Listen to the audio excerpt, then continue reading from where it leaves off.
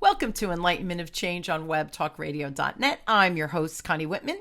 So thank you for joining us this week. Now, as you know, change is kind of hard, right? We all have some type of change happening in our life. So in order to help you navigate that change, whatever that means to you, I have created a communication style assessment. And of course, I offer it free to all of my listeners, really to everybody. So if you go to my website, it's whitmanassociates.com/CSA. That's the communication style assessment.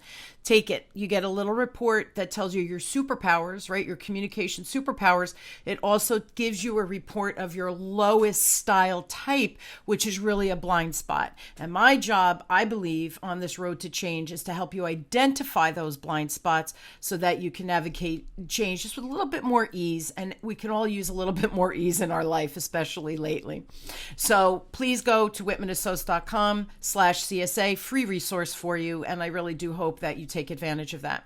If you are loving the show, which I do hope you are, please subscribe. And if you rate and review, I do appreciate that as well. And I do read the reviews, and I get very excited when I read the reviews. So share that love, share the show with your peeps, and let's create a wonderful change in the world that we hope that we can all be part of.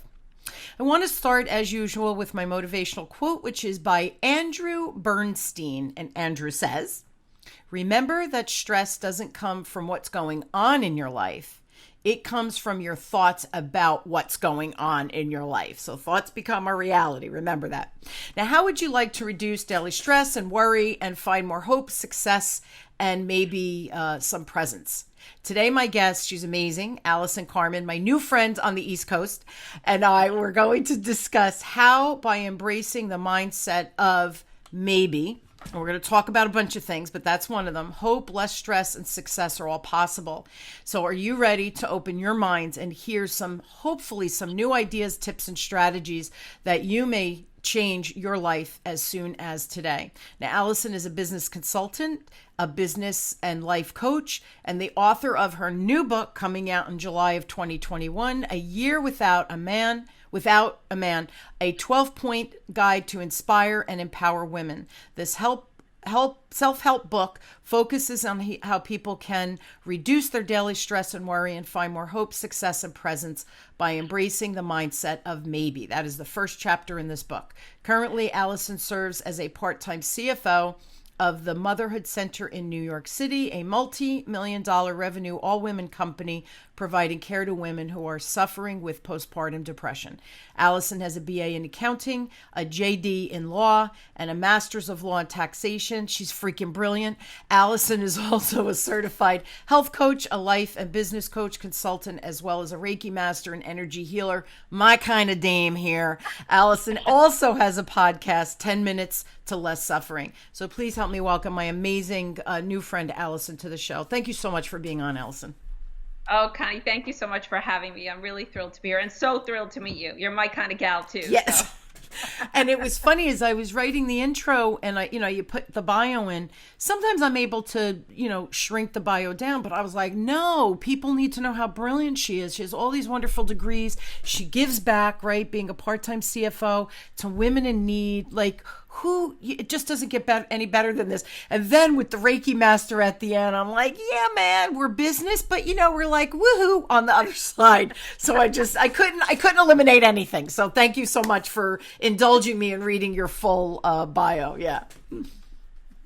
No, thank you. I'm thrilled. Yeah. So first question, and we're going to talk about the book, but I want people to get the essence of who you are also, and then we could certainly spin the book and why they should buy the book as well as a resource. But how does a fear of uncertainty affect women in business? And really, it translates into our personal lives as well. And what can we do as women about this kind of that fear of the unknown, right? That's really where it stems from. Yeah, I mean, the most interesting thing is that in my experience, men and women fear uncertainty the same amount.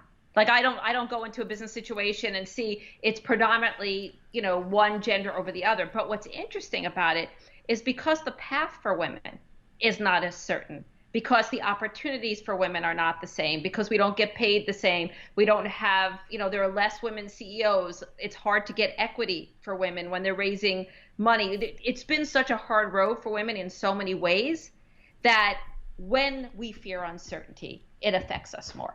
Because, if you don't have the same kind of easy opening, any fear you have is going to take its toll. So what happens is that we worry a lot that we're not okay. I mean, sometimes, after a period of time in life, you look around and you're like, if I was so great, why wouldn't I be the CEO? If I was so great, why don't I make as much money as the guy that sits next to me? If I'm so great, why do I not have more political clout, or why don't I have more money? So as women, after a while, it kind of wears on us. And then you start to believe, well, maybe I can't have the life that I want. So you look into the unknown and you're like, well, I don't see any opportunity. What can I do? So the fear comes from maybe your upbringing, but also from your life experience. And the biggest fear we have is that we're not okay.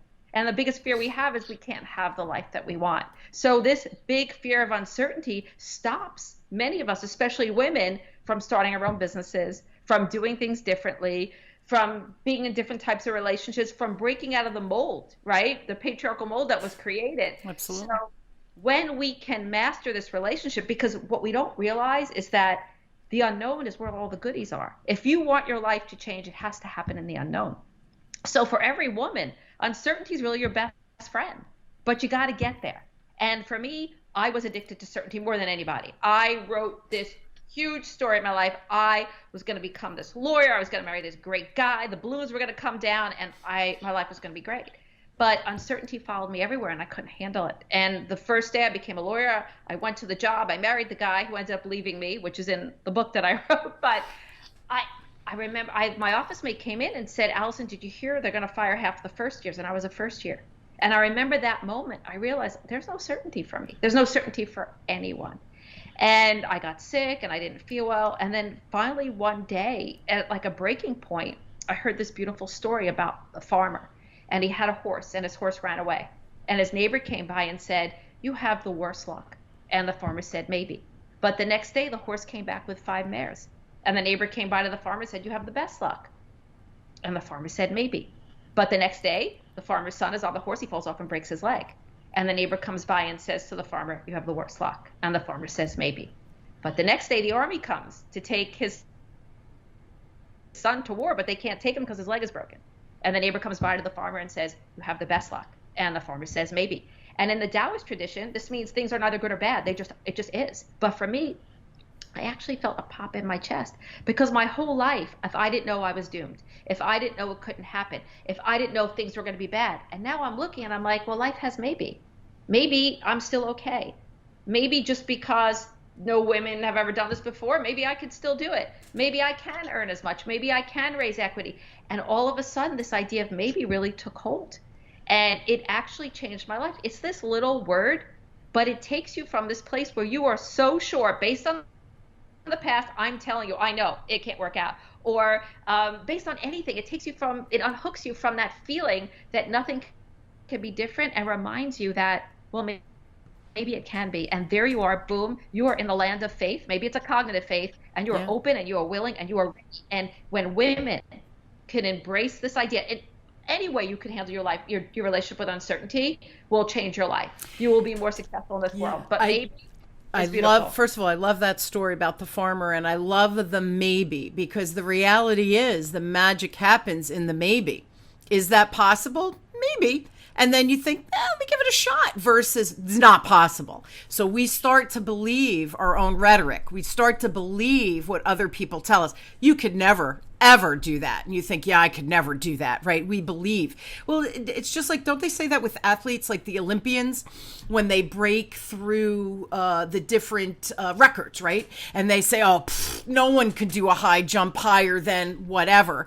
And in that Olympian, right, he goes out and he does it higher. Or the racer, right, the one who runs, right, the sprinter, and they do a minute, a 1 mile minute or whatever. They can't beat that, and they beat that. So we believe the limitations based on what's done before. That doesn't mean that limitation is going to be the same for me, because right, with the sprinter or the high jumper, maybe they're a little bit leaner. Maybe they're just that 1 inch where their spine bends that little bit more to put them a little bit higher over the, you don't know. So we put these limiting beliefs. That's what we're talking about. We love putting ourselves in the box and say, I'm safe now. And for me, the reality, Allison, and I think you kind of alluded to this, excuse me, is we're not safe.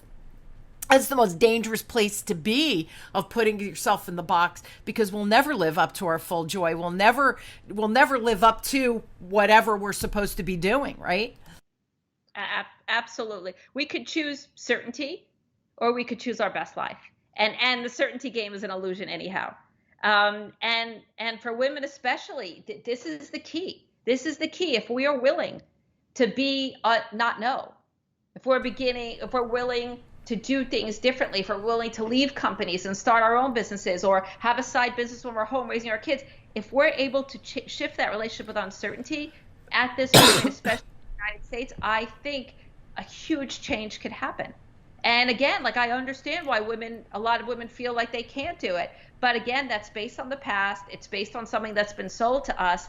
And we are unlimited when we allow ourselves to be. So that little word has enabled me to embrace the unknown and create a totally different life for myself again and again and again and again. Yeah. So it's easy, and it's simple, but it's so deep and profound. Yes, I love it. It's easy, it's simple, but it is so deeply profound. So well said. Do you find, and I think I'm seeing more of this as we become more enlightened, whatever word you want to use, women, as we start to empower ourselves and surround ourselves with other women like you, right? You and I, instant connection. And right. Sarah is the publicist. She's the one who introduced us. I'm friends with her. You're friends with her.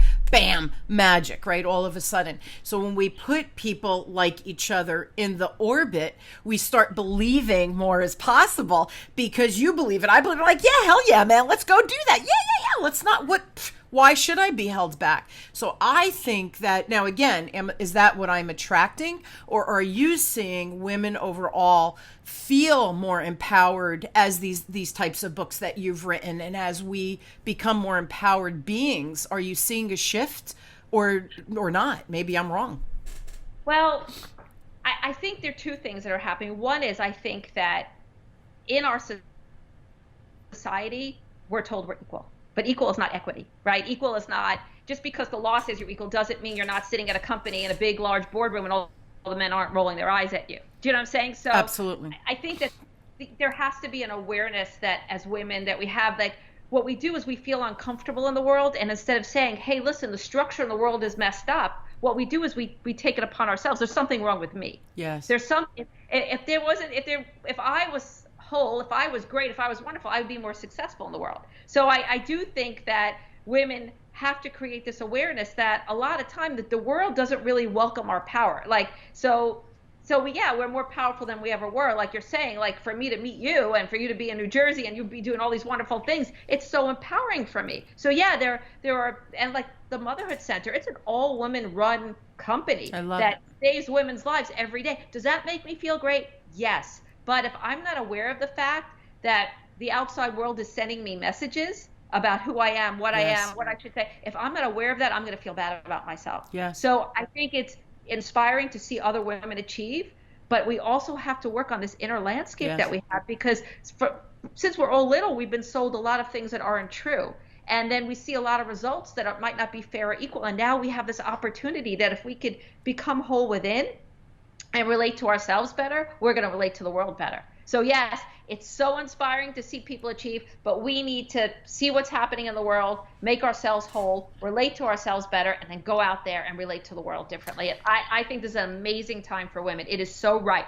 I do. I agree. And it's funny because, my dad came from Italy when he was 20. He's now 90, right? So 70 years ago, blow my mind. But I remember he had 3 daughters, right? My 3 sisters, my brother's the oldest, and then there's 3 girls. And I remember growing up, and he truly, he came to this country because he believed in the opportunity that was before him, right? He just had to work hard and figure it out, which he did, and he created a beautiful life. Well, fast forward, now he has 3 daughters. And I can remember as a little girl, him, saying, can I do this? And he would say, you could do anything you want to do. You could be a garbage man. You could be the president of the United States. Just be the best. You do it, you be the best. And you get educated, you perform, you work hard, you show up, all those things.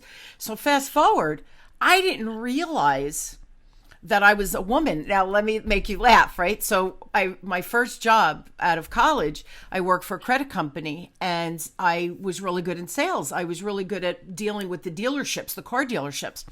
And I grew the business I didn't even know I was selling. I was educating them on, because I'm a finance person, right? So I'm like, oh, you got to do this, you got to do this. They started making more money. They would be calling me. I couldn't even go to the bathroom. Well, fast forward, grew the division, the whole thing. A sales position came up, and one of the dealers said, Connie, the sales position, you should apply. I go, I sell? I go, what do you think you've been doing, right? No idea that I was selling. I'm like, oh, okay, yeah, I'm going to apply. Oh, I would love to deal with you guys more. Yeah, right. I go to the boss, and he tells me, you're a girl. The company will never allow the dealerships that we're talking back in the 80s, guys, early 80s. He said, they'll never let me promote you because you're a girl. And it's so funny how, because my dad was like, you could be the president of the United States, right, Allison? And I was like, huh? And he said, I love you. I think you're great. I think you'd be the best candidate. The corporate won't let me promote you. And he said to me, he was a really good guy, Don, and he said, you need to find another job, my friend, because you're better than this. I was going for my MBA at night, and I thought, okay. So again, see another male figure in this corporate realm. It echoed what my dad was saying, because I had never heard of such a thing at home. Now you're in this work environment. I was like, what? So it's just funny how you're fed, right? Whatever you're fed, and we digest. I didn't know that I shouldn't have been able to play in the sandbox with the men. Didn't even dawn on me. So it worked for you. It really worked for you. And the fact that moment ended up not being heartbreaking for you, because when women sometimes have that moment, that's the moment that says, well, I'm not going to be that ambitious. I can't make a difference. I'm just going to stay home. You had someone that actually, he broke your heart, but at the same time, he said, go on, you're better than this. So you actually were very lucky. My first experience was at the large law firm as an attorney. And I didn't even know what was happening to me. My fellow associates were getting promoted. They were getting better work. And I didn't have, after 2.5 years, I was like, I'm out, I quit. And I actually started my own law firm. So for me, it was very hard. I just wanted to be included. I wanted to be accepted. And for you, actually, no one said to me, oh, we're going to walk beside you. No woman partner did, no male partner did. So I was just watching the inequities. And it wasn't making me, I didn't think to myself, oh, the world's not fair. I thought to myself, why am I not more successful? Absolutely. I'm not good enough. Yeah. Yeah, I'm not good enough. And then you become less and less within, and you think you can't do it. And so you're lucky that you had a different experience. And that's my point. And that's my point. It could have been, he could have said to me, they're never going to let me promote you. And then I would have gone home, right? I was still living at home at the time. And, maybe my dad would have said, get out of there, man. Don't take that crap. And which is probably what he would have said. But here the boss actually respected me. So again, Don Hill was his name. I don't know if he's even alive today, but I am in gratitude for that moment. It could have been a pivotal different response, and instead he made me feel empowered. And I know everybody doesn't have that type of person, right, in their life to push them forward. But here's the bottom line, Allison. What we hear, we believe. I believed him. I need to get out of here. Because I trusted him. I know he truly cared for me as a human, and he had a daughter, and he used to always say to me, I hope she turns out like you. You're brilliant. You're tenacious. You're loving. Like, he really loved, I think and he didn't say it in a weird way or anything like that. It wasn't inappropriate, but he really thought, I hope my daughter aspires to be someone like you. But I don't know now, all these years later, I really wish I did still know where he lives and everything, because I would love to go back and say that pivotal moment, right? I hope you paid it forward to me. I hope your daughter had the opportunity that, as a businessman, that he had hoped for her. But everybody, we believe the crap we hear, the good, the bad, and the ugly. So we have to be mindful of that. Another question for you, and you alluded to this before. Men overall, and I think you had this in the book too, men overall are more emotional than women at work, right? Can you tell me a little bit more about that? I found that fascinating.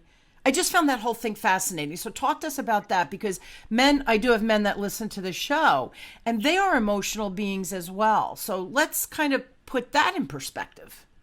Well, what's so interesting is that women have this, I guess, reputation of being emotional. So many times like, oh, she can't handle it. She's too emotional. She's too this. And I remember, I had my own business for a long time, dealt with a lot of men, and I get to the Motherhood Center, and I'm sitting at a meeting one day, and one of the women start to cry hysterically at the meeting, and nobody budges. It's like someone said, "Could you please pass the napkin?" I mean, literally, no, and they just kept going, and the woman was crying, and she was giving us the information, and she was telling us what was happening, and no one cared. And I grew up in a lot of my professional life in corporate America. That would have been like, oh my God, she can't handle it. You're like, corporate America makes it like crying sinks ships. But in truth, what sinks ships is when people aren't respectful to each other. So during my career, I've watched and I've had to deal with men throwing things at other men, men yelling at other men, at women and men, arrogance, anger. So I'm not saying men are always, more emotional. There are a lot of wonderful men that I've worked with, but I have seen more emotional reactions by men in the workplace than women. And, tears don't sink ships. It sinks ships when your behavior, you put it on someone else. Yes. And so in the end, I've seen more emotional outbursts by men than women. And I've been in business in the middle of New York City for 27 years. I've been, in this town a long time. And I just think it's so interesting. And myself, I was on the board of my building. I live in a very big building in New York City, a lot of big players. I negotiated a $35 million contract. I did their finances. I was their attorney. I did everything. And one day someone says, oh, you can't share that with Allison. She's too emotional. I literally had to defend a guy who almost hit somebody. I mean, I've watched men jump up and down at meetings, and I never cried. I never raised my voice. So it's almost like it's something I think people say to kind of push us out of the arena. And I say, there's nothing wrong with having emotions. There's nothing wrong with feeling stressed. And you should be able to say that at work. Where we go wrong is when I put my stress on you.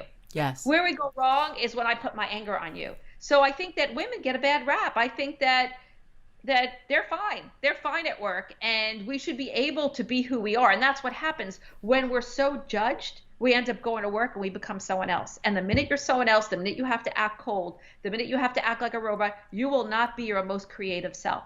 You will not be present. You will lose your power. And that's what happens today in society. Yeah. If women have to find a way to be able, and I know it's hard, believe me, I know it's hard, but when we could have that wholeness that you've shown in the world, or when we could just be okay with who we are and say, this is me and this is how I will come forward, that's when things start to shift. So I think corporate America has it wrong, quite honestly. And there's so much more to come. It's amazing. And it's so funny because half of my clients are women, half of my clients are men, and I love both. I love working with both because it's, I learn so much from the men, but I learn so much from the women, right? That different men are from Mars, women are from Venus. So I'm fascinated because I'm fascinated with communication skills that when men, and through my career, they must have looked at me like, who is this chick? But I think because I was always just the real deal, right? What you see is what you get. There's no pretense about me, right? If I think it, I'm going to ask it or I'm going to say it. But I think that I think a lot of times they were, they got chuckled out of me because men would say something in a meeting and the women would sit quietly and I would say, I never thought of that perspective. Why did you see that perspective? That's fascinating.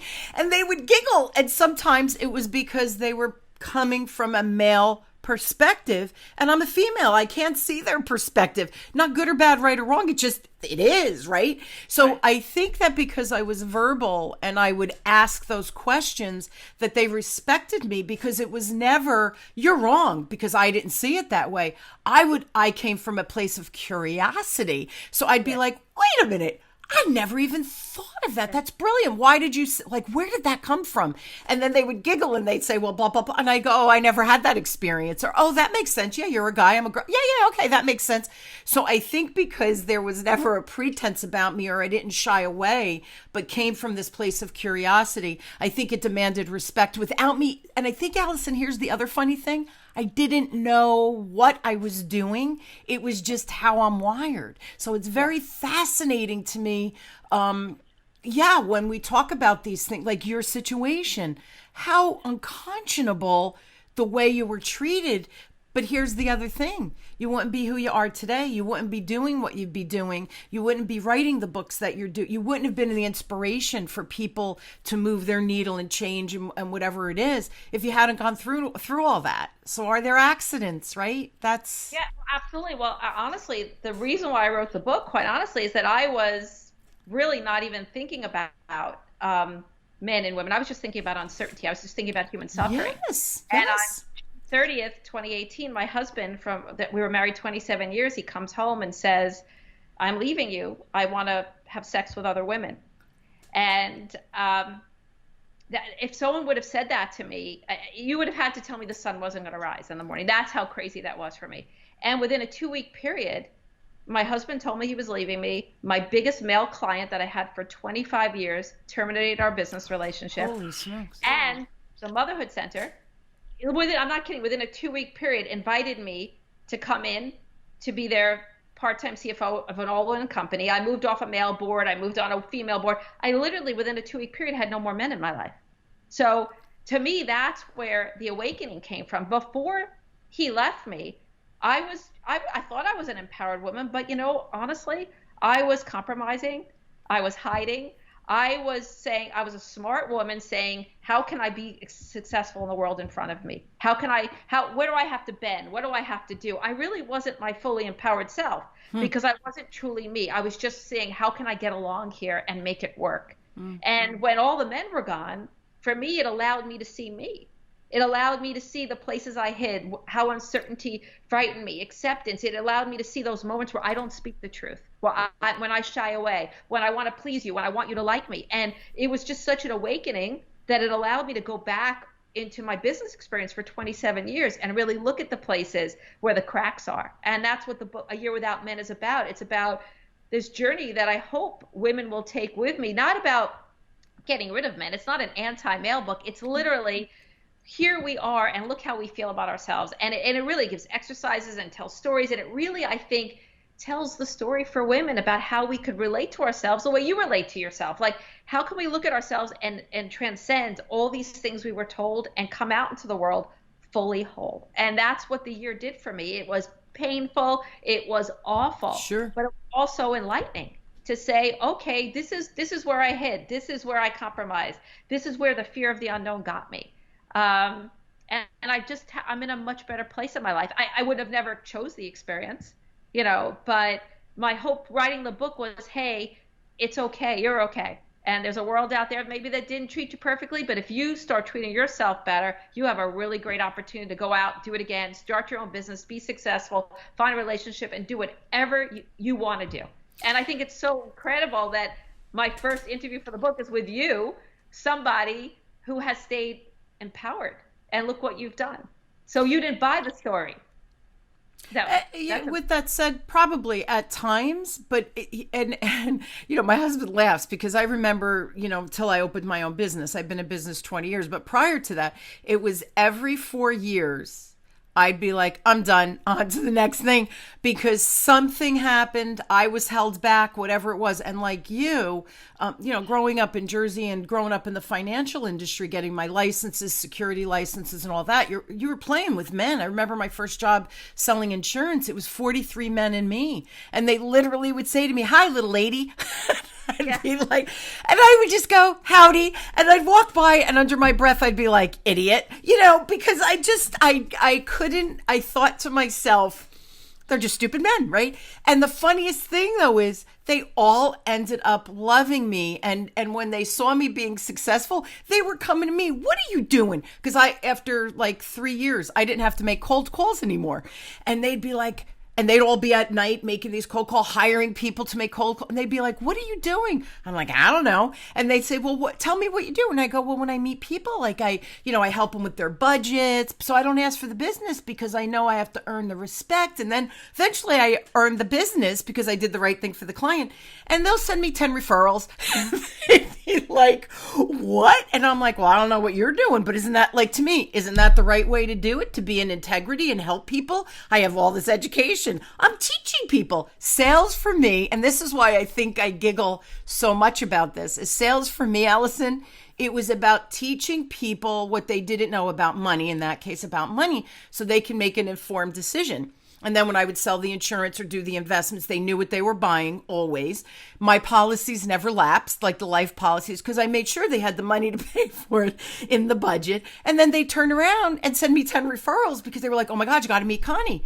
And so these men ended up respecting me. Like, we get the biggest kick out of you, kiddo, because I was so young, right? I'm in my 20s. They were all in their 50s and 60s. It's hysterical. But you said something different than I said. You said, he's an idiot. You know what I said? What's wrong with me? What's wrong with me? And that's what I think most women do. I think most women eventually start to feel bad about themselves, how they look, why are they not more successful. So, like, for me, like, to hear you, like, yeah, you said you're an idiot and you kept going who you are, to be exactly who you are. And another thing what you did, which is so smart, is you used your expertise. You said, where can I add value?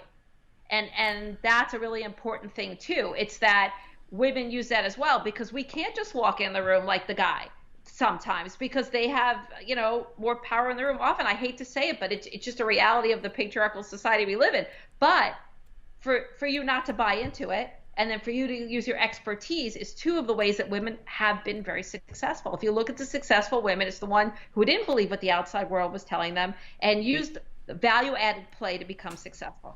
And to me, that's amazing. Allison, I'm telling you, my mom and dad raised us to, what I think, why? Number one, honest. We had to be honest because there's no room for crooks out there. When you show up and be in integrity, my dad used to say, when you did everything honestly and right, and you put your head on the pillow at night, you'll sleep. Right. That was how he would phrase it. Right. And I always remembered that and thinking I have to look in the mirror and like my reflection. And if I don't, what did I do? What shame on me. Right. So that's how I was taught. Remember that from when I was a little girl. And the other thing I think is my father taught us work hard. Whoever you work for, no matter what you do. And my dad eventually became a business owner. So there was an influence there as well, Allison. We were taught to push forward. And if it didn't work, pick something else, right? So I think I was taught well, which is fascinating because when I share that experience with people, they're like, really? And I'm like, didn't you have that? Like, to me. It is just amazing. And also, but you do have to think about it too. If you were a man, you might not have left corporate America. You might have gotten promoted to that sales job, right? So in a way, you kind of were pushed out.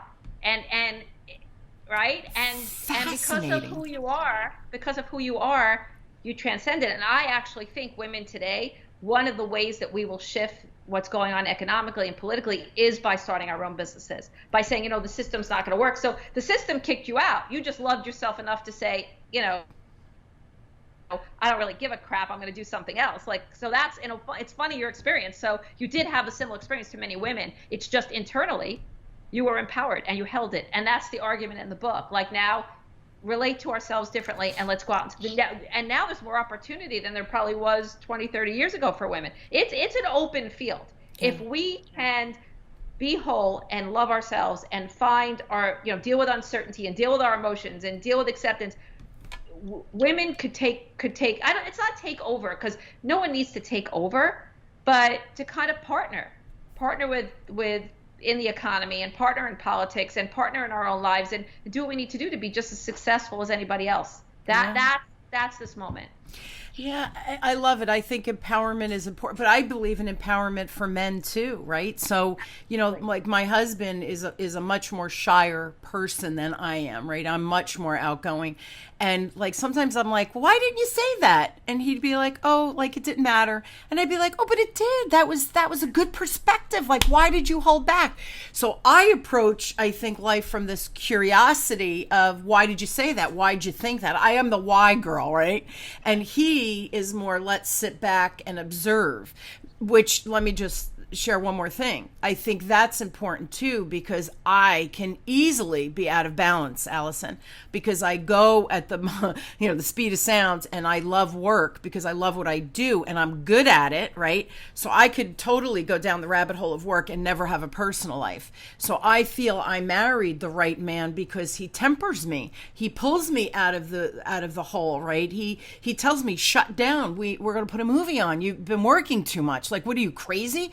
So I think that's the other piece of it. It's who you surround yourself with as well. Men, women, doesn't matter. It's that they bring out the best in you and know when they could say to you, you need to stop, right? And my husband is very good at calling me out. My kids are very good at calling me out, respectfully, never in a disrespectful way. So I think the other piece of this too is, who do we surround ourselves with? Absolutely. Well, as long as we all have a seat at the table, it doesn't matter. That's right. The point. The point is, this world, like I said, this is nothing against men. It's about literally women finding a place where they could sit as well and say, I am here and I deserve to be heard and I deserve to be promoted and I deserve to be paid. So it's like, like I said, it's nothing against men. It's just how to empower women so we have our own rightful place as well. Yeah. And rightfully so, right? I am an advocate for that as well. So it's fascinating. And the other thing, and I hope everybody listening that know me fairly well, I'm a straight shooter, right? I'm pretty direct. But I also think that, isn't it fascinating how our life at home as kids absolutely impact us on the flip side of adulthood? And it's interesting because I'm very tall. I'm 5'11", and I'm a big person. I was never a petite little thing. I was an athlete, right? So I was pretty competitive. But I was very self-conscious of my height, of my hair, and this, in the 70s, everybody had straight hair and I had this nest. So, we all have that derogatory story that we're really, really good at, right? So I think that nobody has the perfect life. Nobody has the perfect scenario, but we have to, and I love this conversation, Allison. It's all about raising your awareness of what you're letting into your brain and what you're allowing yourself to believe and to question. And that's why we're out of time. But I love the start where you said, maybe I can do that. Maybe I could create that situation. Maybe I could start my own business. So I love that curiosity. See, to the maybe is the why, right? Well, maybe I can do that. That's that curious, energy that we're bringing to the table. Thank you so much. The book is amazing. One more time, the name of the book is A Year Without Men. What's the subtitle? That's so funny. We get a 12-point path to empowerment. Yeah, 12-point guide, I think it was, to empowerment. It comes out July 6, 2021, guys.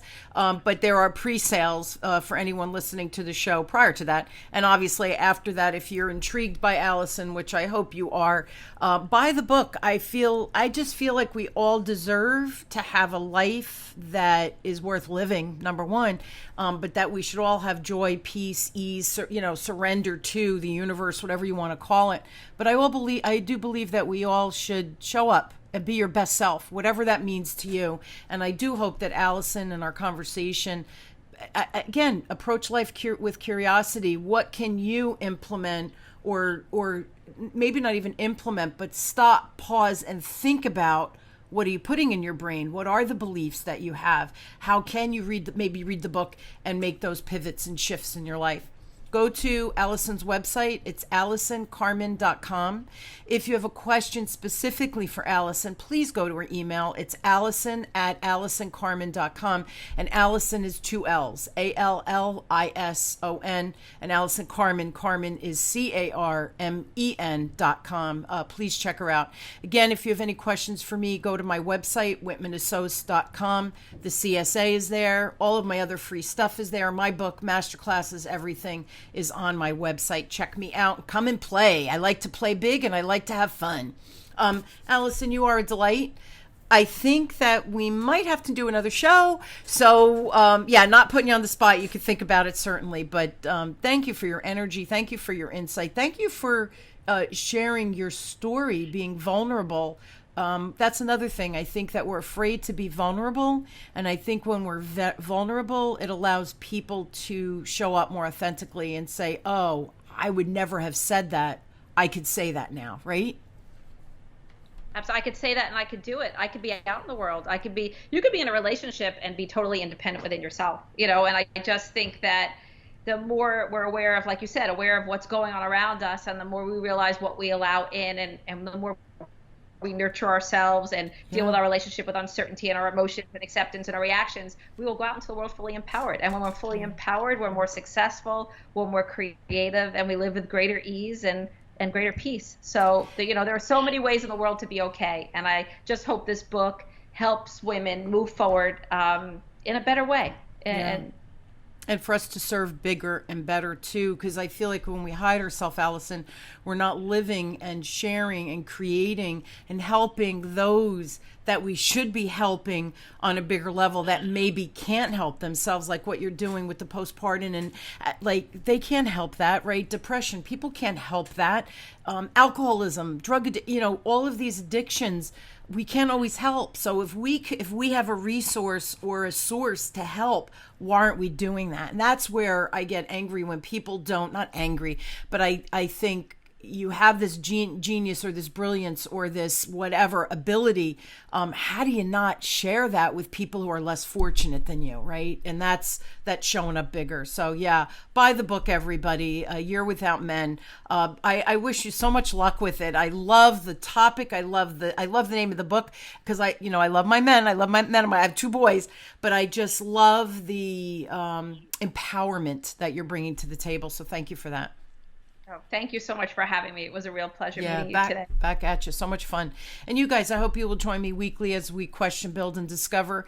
Don't care what change you're going through. I really, really hope that my guests and I provide a resource, a strategy, a tip, whatever it is that you can apply. Please apply and try something different. That's where the magic happens. That's where life has changed. But you have to make a choice to do something differently. Please take a step forward. Use some of the tips that Allison and I discussed today, because I do want everyone to be successful and live in their own greatness. Thank you so much, Allison. Thank you all for listening and joining me on Enlightenment of Change on webtalkradio.net. Again, I'm Connie Whitman, your host, and I am truly, truly honored to have you on this journey with me. And I hope that I create that little, or allow you to create the change that you're seeking to create amazing things in the world and amazing things in your life. Thanks so much for joining us, everybody. See you next week. Bye.